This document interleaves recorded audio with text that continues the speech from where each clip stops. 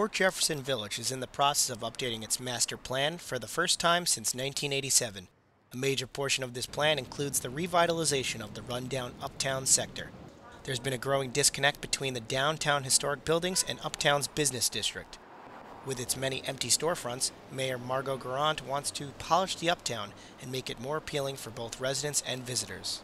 Part of what we're trying to do with the revitalization plan is, you can see the Main Street corridor is highly trafficked, and we have a lot of retail and apartments above, retail, mixed use.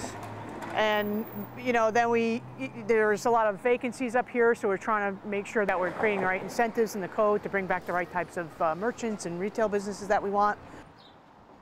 Mayor Garant has been in the office for about 8 months. She helped to develop a proposal to give the Uptown District a facelift. A comprehensive planning committee was created to look at the plan from the point of views of both businesses and residences.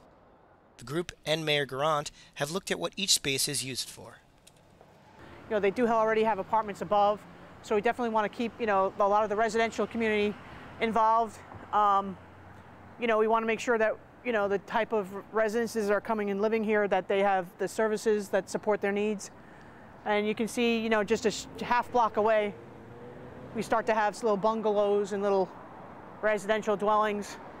The uptown area stretches from North Country Road and Sheep's Pasture to the South Gate at the Long Island Railroad. According to a recent study, only 20% of the properties are being used for what they are zoned for. For example, there are a number of retail stores on the first level and residential apartments on the second. Phase 1 of the plan is rezoning each of these spaces. The second phase will take a look at the entire master plan for the village. Barbara Sabatino is the owner of the Army and Navy store on Main Street and sits on the planning committee. The group is taking a look at where it wants the village to go in the next 30 years as part of the plan. Do we want to see some growth? Do we want to see modified growth? Do we want to see a quaint little village, or do we want to go in another direction? The uptown area has also been affected by the current state of the economy. Approximately 50% of storefronts are vacant. In fact, this entire strip is empty.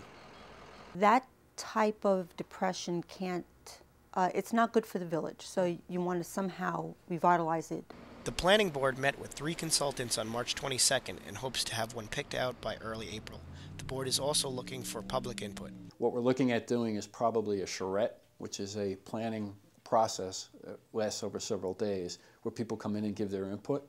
It's a good thing because people participate in it, so that when it comes down to adopting it, they're going to be supportive of it. The Board of Trustees has set aside $100,000 the past couple of years for the project, and the mayor has already saved $50,000 in this year's budget. She says she has high hopes for the future.